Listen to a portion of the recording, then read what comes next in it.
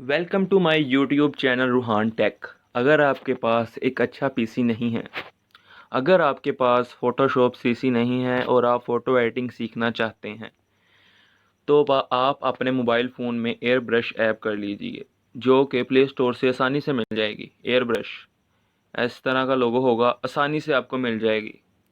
तो आज मैं आपको सिखाऊंगा इसमें एडिटिंग कैसे की जाती है। ये देखिए।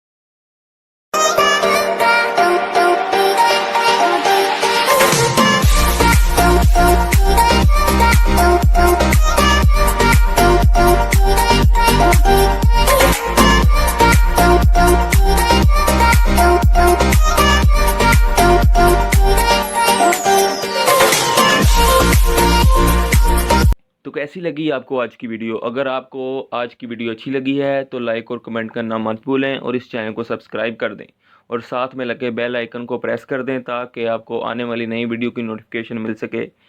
मिलते हैं नई वीडियो में।